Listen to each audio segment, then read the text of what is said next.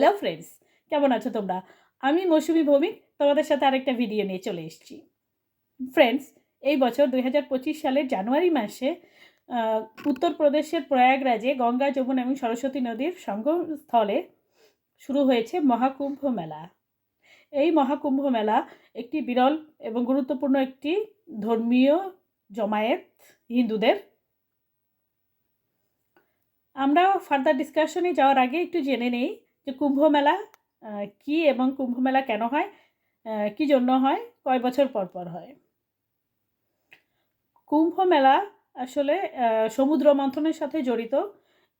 হিন্দু ধর্মে বলা রয়েছে যে যখন সমুদ্র মন্থন হয় এবং সমুদ্র মন্থনের একদম শেষে যখন অমৃতের কলস বের হয়, তখন দেবতারা এই কলস নিয়ে চলে যান।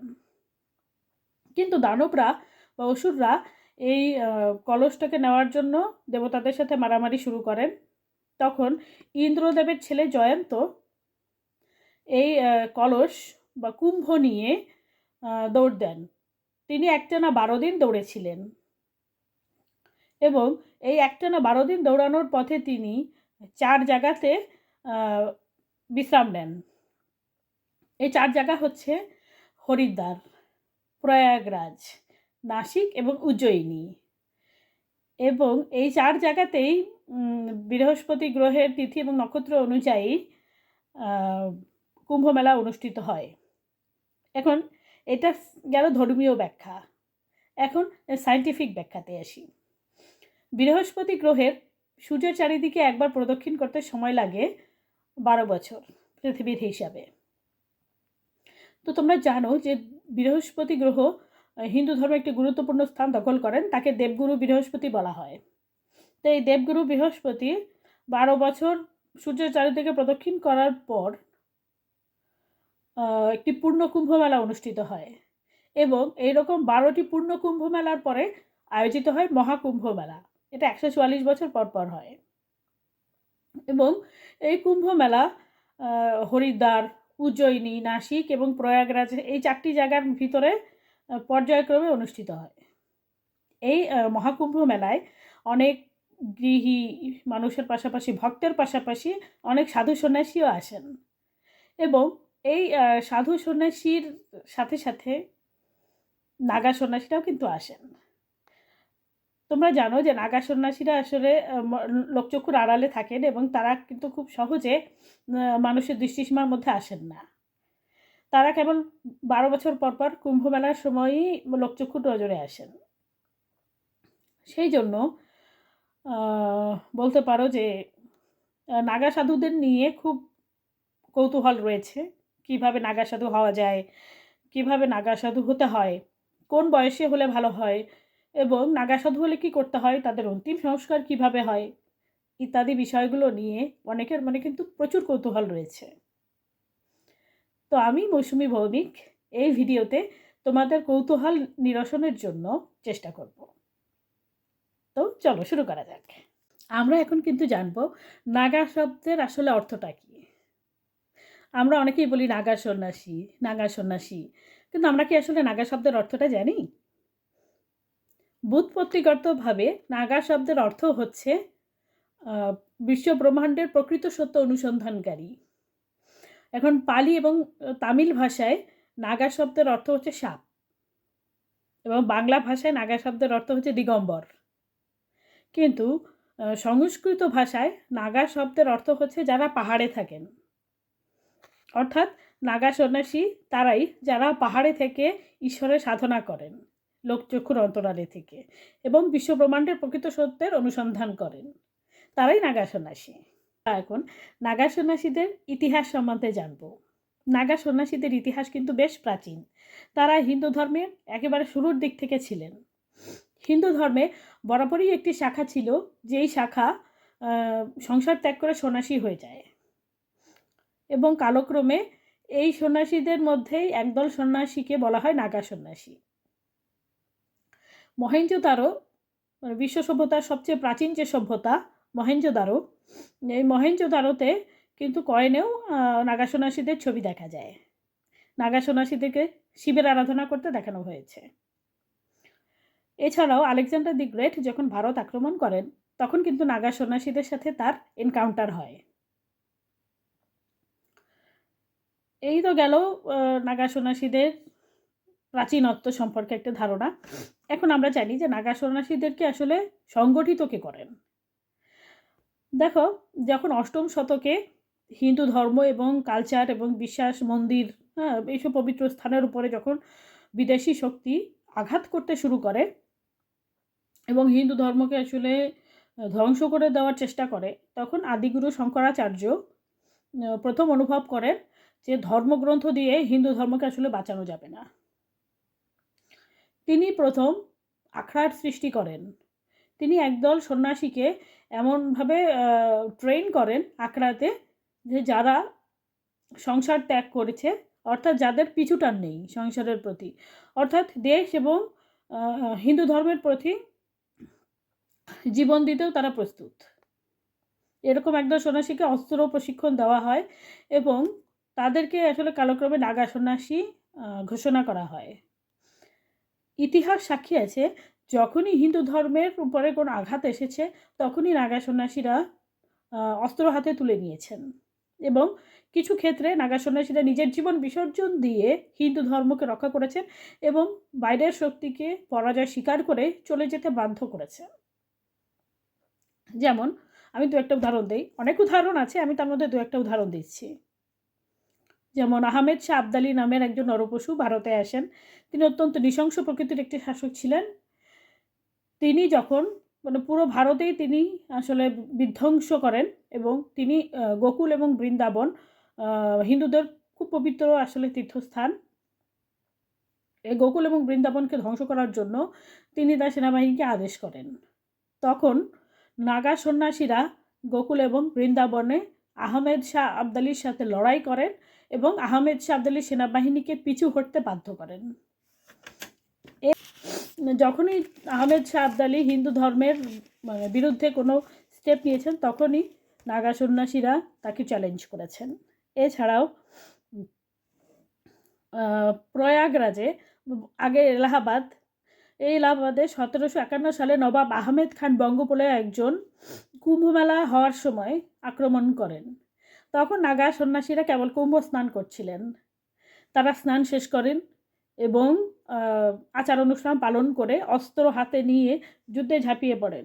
এই সময় অনেক নাগা সন্ন্যাসী সদ্গতি প্রাপ্ত হন, বীরগতি প্রাপ্ত হন এবং 3 মাস প্রচণ্ড লড়াইয়ের পরে তারা আহমেদ শাহ বঙ্গ এবং তার সেনাবাহিনীকে পিছু হটতে বাধ্য করেন। এছাড়াও 1666 সালে আওরঙ্গজেবের সাথেও নাগা সন্ন্যাসীদের একটা বড় ফাইট হয় এবং আওরঙ্গজেব পিছু হটতে বাধ্য হন এবং আওরঙ্গজেব তার জীবদ্দশায় নাগা সন্ন্যাসীদের সাথে কখনোই জিততে পারেননি। এই হচ্ছে আমাদের নাগা সন্ন্যাসীদের ইতিহাস। আরও অনেক লড়াই নাগা সন্ন্যাসীরা করেছেন এবং তাদের যে ইতিহাস, এটা হিন্দু ধর্মের একটা খুব গর্বিত। আমাদের উচিত নিজের ধর্ম এবং নিজের গর্বিত সংস্কৃতি সম্পর্কে কিছুটা আইডিয়া রাখা।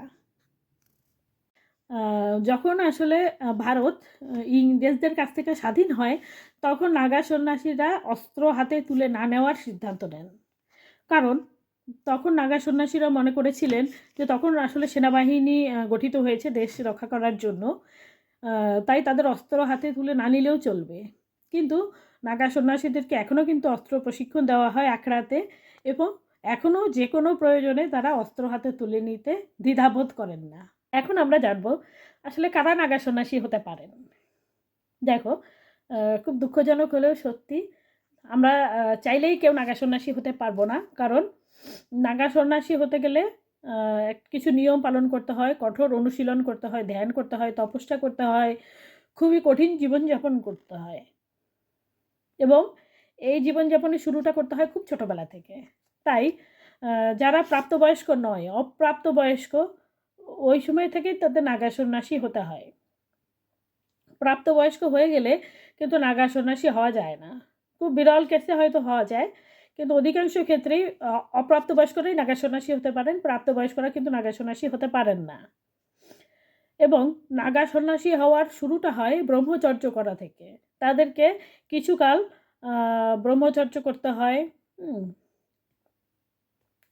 এটা হচ্ছে প্রথম স্তর, এবং এই স্তরটা কিন্তু বেশ কঠিন। শৈশবে আখড়াতে যোগ দিতে হয়, সেখানে অস্ত্র প্রশিক্ষণ করতে হয়, ধর্মীয় সকল আচার আচরণ পালন করতে হয়, ব্রহ্মচর্য করতে হয়, এবং 12 বছর এই ব্রহ্মচর্য তাদেরকে পালন করতে হয়। ব্রহ্মচর্য পালন করাকালীন তারা কিন্তু কৌপিন ধারণ করেন। পরবর্তীতে কুম্ভ মেলা অনুষ্ঠিত হওয়ার সময় পূজা পাঠ করে বা কুম্ভ স্নান করে তারা কিন্তু কৌপিন বিসর্জন দেন, এবং পরবর্তীকালে তারা কিন্তু আর কোনো কৌপিন ধারণ করতে পারেন না, যারা নাগা সন্ন্যাসী হন তারা। এছাড়া পরবর্তী স্টেজে হচ্ছে তারা শিব, বিষ্ণু, শক্তি, সূর্য এবং গণেশ এই 5 দেবতার আরাধনা করেন, এবং 5 দেবতার আরাধনা করে তারা নিজেরাই নিজের পিণ্ডদান করেন।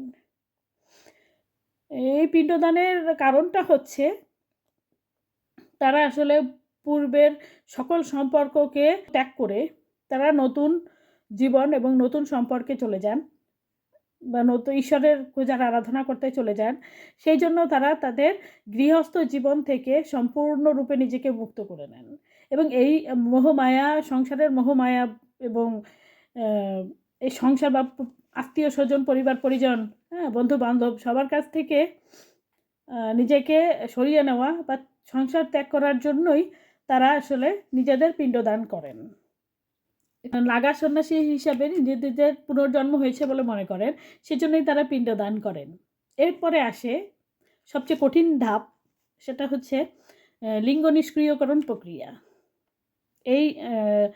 এই প্রক্রিয়া হচ্ছে নাগা সন্ন্যাসীদের তৃতীয় এবং সর্বশেষ ধাপ এবং সবচেয়ে কঠিন ধাপ। এই ধাপে নাগা সন্ন্যাসীরা 24 ঘন্টা উপবাস করেন, এবং এই উপবাস করার সময় গোটা একটা দিন তারা আখড়ার পতাকার নিচে দাঁড়িয়ে থাকেন, এক চুলও নড়েন না। এইভাবে তারা বেশ কিছুদিন এই কাজটি করেন। এতে আস্তে আস্তে ধীরে ধীরে তাদের শারীরিক এবং মানসিক শুদ্ধতা হয়, এবং ধারণা করা হয় এভাবেই তারা আসলে নিজেদের লিঙ্গ নিষ্ক্রিয়করণ প্রক্রিয়া করেন, এবং এইভাবেই কিন্তু একজন মানুষ নাগা সন্ন্যাসী হতে পারেন। এবার আসো, নাগা সন্ন্যাসী হতে গেলে আমাদের কি করতে হয়। দেখো, প্রথমেই নাগা সন্ন্যাসী হতে গেলে একটি আখড়া বেছে নিতে হয়, যে আখড়ায় ওই নাগা সন্ন্যাসী থাকবেন এবং তাকে ব্রহ্মচর্য পালন করেন। বর্তমানে 13টি আখড়া আছে। এই 13টি আখড়ার মধ্যে যে কোনো একটি আখড়াতে নাগা সন্ন্যাসীদেরকে থাকতে হয়। বর্তমানে এই 13টি আখড়ার ভিতরে সবচেয়ে বেশি নাগা সন্ন্যাসীরা থাকেন জুনা আখড়াতে। তো এখানে তাদেরকে ব্রহ্মচর্য পালন করতে হয়। এই আখড়ার যিনি হেড বা প্রধান থাকেন তাকে বলা হয় আচার্য মহামণ্ডলেশ্বর। এছাড়াও মহান্ত, শ্রী মহান্ত, পরমহংস ইত্যাদি অনেক ধরনের পদ তাদের থাকে। এছাড়াও তোমরা জেনে আশ্চর্য হবে, মহিলারাও কিন্তু নাগা সন্ন্যাসী হতে পারেন। তাদেরকে বলা হয় নাগা সাধ্বী, এবং এই নাগা সাধ্বীরা তাদের জীবনযাপন কিন্তু একটু আলাদা থাকে। এটা আমি আসলে কিছু পরে তোমাদের সাথে ডিসকাস করব। কিন্তু মহিলা নাগা সাধ্বী যারা থাকেন তাদেরকে অবধূতানি বা নাগিন নামেও ডাকা হয়। এখন এই যে 13টি আখড়া, আমরা আসলে এই 13টি আখড়ার আসলে একটা পরিচিতি আমাদের হওয়া উচিত। প্রথম আখড়াটা হচ্ছে নিরঞ্জনী আখড়া। এটা 826 খ্রিস্টাব্দে গুজরাটের মন্ডবিতে প্রতিষ্ঠিত হয়। এটা আসলে অনেক ধরনের শাখা রয়েছে। তারপরে আসি জুনা দত্ত বা জুনা আখড়া। এটা হচ্ছে 1145 খ্রিস্টাব্দে প্রতিষ্ঠিত হয় উত্তরপ্রদেশে, এবং এই আখড়াতেই সবচেয়ে বেশি নাগা সন্ন্যাসীরা থাকেন। এরপরে আসে শ্রী পঞ্চ আয়েতি মহানির্বাণী আখড়া। এটা 671 খ্রিস্টাব্দে প্রতিষ্ঠিত হয়।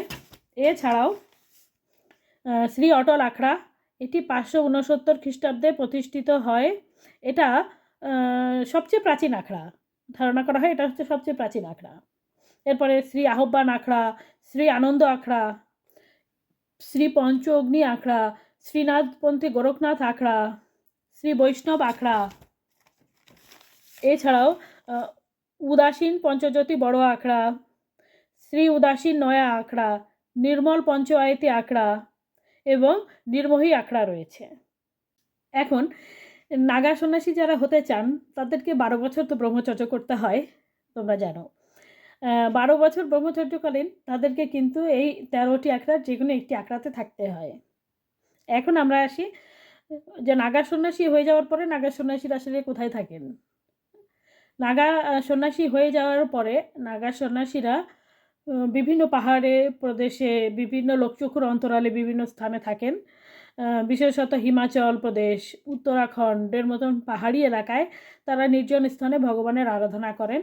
তারা কুম্ভ মেলা চলাকালীন 12 বছর পর পরই লোকসম্মুখে আসেন এবং কুম্ভ মেলা শেষ হয়ে যাওয়ার পরে তারা আবার নিজ নিজ স্থানে চলে যান। এখন আমরা জানি নাগা সন্ন্যাসীদের জীবন আসলে কেমন হয়।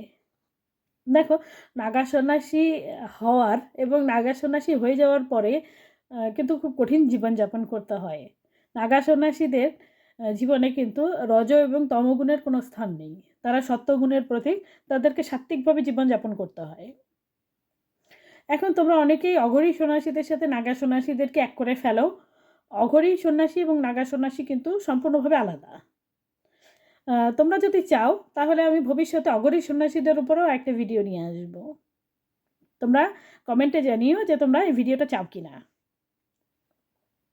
তো চলো, আমরা জানি যে নাগা সন্ন্যাসীদের জীবন কেমন হয়। নাগা সন্ন্যাসীদেরকে সূর্য ওঠার আগে ভোর 3টা বা 3:30টার দিকে কিন্তু ঘুমে থেকে উঠে যেতে হয়। ঘুমের থেকে উঠে তারা স্নান করেন, করে ধর্মপাঠ করেন, যজ্ঞ করেন, আশ্রম পরিষ্কার পরিচ্ছন্ন করেন। তারপরে তারা খাবার দাবার সংগ্রহ করতে বেরিয়ে পড়েন। তোমরা জানো যে নাগা সন্ন্যাসীরা কিন্তু কোনো কিছু উপার্জন করেন না, তারা আয় করেন না, তাদেরকে ভিক্ষা করে জীবনযাপন করতে হয় এবং তারা আসলে দিনে একবারই খাওয়া দাওয়া করতে পারেন, তারা একাহারী এবং তারা আসলে খান হচ্ছে ভাত, গম, রুটি, দই, দুধ, মিষ্টি, শাক, সবজি, আলু ইত্যাদি সাত্ত্বিক খাবার। তারা কিন্তু যেহেতু উপার্জন করেন না, ভিক্ষা করেই জীবনযাপন করেন, কিন্তু এই ভিক্ষার ক্ষেত্রেও কিন্তু তাদের বেশ কিছু নিয়ম রয়েছে। যেমন তারা 7টার বেশি বাড়িতে ভিক্ষা করতে পারেন না একদিনে এবং এই 7টা বাড়িতে ভিক্ষা করার পরে যা পাওয়া যাবে তাই খেয়েই তারা জীবনযাপন করেন এবং এই 7টা বাড়িতে ঘুরে যদি কিছুই না পাওয়া যায় তাহলে কিন্তু তারা না খেয়েই জীবনযাপন করেন। কিন্তু 7 বাড়ির অতিরিক্ত কোনো বাড়িতে তাদের কোনো ভিক্ষা করা যায় না। এটা হচ্ছে অতিরিক্ত লোভ পরিহার করার জন্যই তারা এই ধরনের পদ্ধতি অবলম্বন করেন। নাগা সন্ন্যাসীরা কিন্তু কখনোই কাপড় পরেন না, কারণ তারা আসলে সংসারের প্রতি মোহমায়াকে ত্যাগ করেন। সেই জন্য এই মোহমায়ার প্রতীক হিসাবে তারা পোশাক আশাকও ত্যাগ করেন। তারা শরীর থেকে মনকে বিশুদ্ধ রাখার ব্যাপারে বেশি চিন্তা করেন। এছাড়াও তারা শরীরে বিভূতি মাখেন।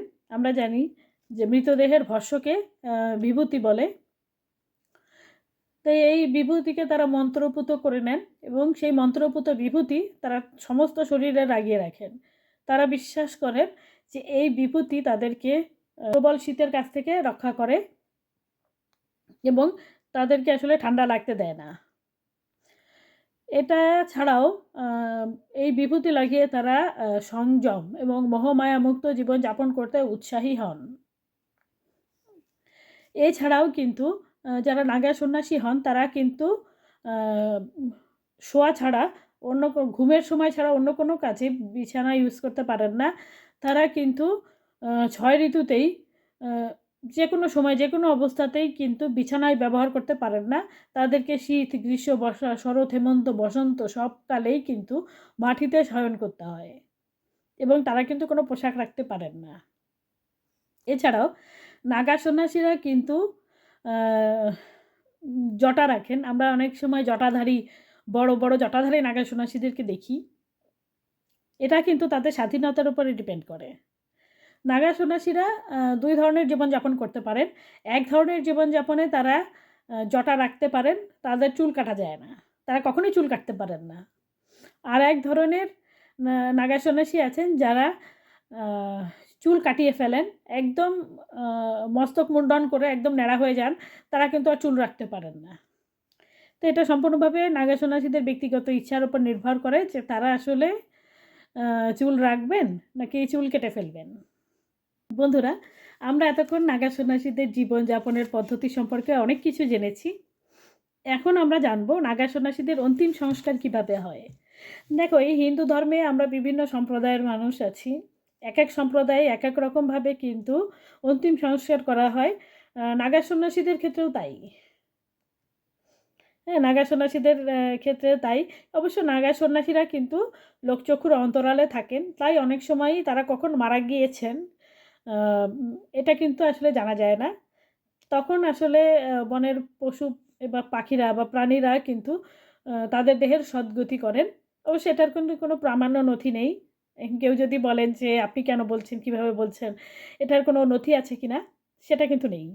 কারণ তারা লোকচক্ষুর অন্তরালে থাকেন। তারা কখন মারা গিয়েছেন বা বেঁচে আছেন কিনা আদৌ, এটা আসলে জানার কোনো উপায় নেই। এছাড়াও অঘরী সন্ন্যাসী বলে এক ধরনের সন্ন্যাসী আছেন। তারা কিন্তু খুব খুব কষ্টকর জীবনযাপন করেন এবং তারা কিন্তু বেশ উগ্র স্বভাবের হন। অঘরী সন্ন্যাসীরা কিন্তু মেয়েদের সাথে হয়ে কথাবার্তা বলেন না এবং নারীর সঙ্গে তারা কিন্তু পরিত্যাগ করেন। তারা যখন মারা যান তখন তারা লোকচক্ষুর অন্তরালেই থাকেন এবং তাদের লোকচক্ষুর অন্তরালে থেকে তাদের দেহের অন্তিম সংস্কার করা হয় এবং তাদের দেহকে উল্টো করে 40 দিন ঝুলিয়ে রাখতে হয়। পোকামাকড়, জীবজন্তু তাদের দেহের সদ্গতি করেন। হ্যাঁ, অবশ্য আমি আবারও বলছি, এসবের কিন্তু কোনো প্রামাণ্য নথি নেই। এটার কোনো মানে প্রমাণ নেই। কিন্তু আমরা অনেকেই জানি, বা আমি আগেও বলেছি, নাগা সন্ন্যাসী হওয়ার সময়ই কিন্তু পিণ্ডদান করে অন্তিম সংস্কার করতে হয়, তারপরে নাগা সন্ন্যাসী হয়। তাই নাগা সন্ন্যাসীদের আগেই অগ্নি সৎকার হয়ে যায়। তাই নতুন করে অগ্নি সৎকার তাদেরকে করতে হয় না। তারা যে আখড়াতে থাকেন সেই আখড়ার লোকজনই বা শিষ্যরা মিলে তাদের ভূ এবং জল এই দুই ধরনের সমাধি করেন। জল সমাধি হয় আসলে নাগা সন্ন্যাসীদের ইচ্ছার উপরে। মন্ত্রোচ্চারণ ও যজ্ঞ করার পরে গঙ্গা জলে তাদেরকে বিসর্জন দেওয়া হয় এবং ভূ সমাধি যখন করা হয় তখন আসলে দেহকে ভালো করে স্নান করানো হয়, শোয়ানো হয় দেহকে, মৃতদেহকে, এবং মৃতদেহকে ভালো করে গঙ্গা জল দিয়ে স্নান করানো হয় এবং গঙ্গা জল দিয়ে স্নান করানোর পরে বস্ত্র দিয়ে দেহকে মোড়ানো হয় এবং এই বস্ত্র দিয়ে দেহকে মোড়ানোর পরে বসানো হয় মাটিতে এবং মাটিতে বসানোর পর মন্ত্রোচ্চারণ যজ্ঞ করা হয় এবং সে মন্ত্রোচ্চারণ যজ্ঞ করার পরে এই মৃতদেহকে ওই বসানো অবস্থাতেই সমাধি দেওয়া হয়। এটাকে বলা হয় ভূ সমাধি।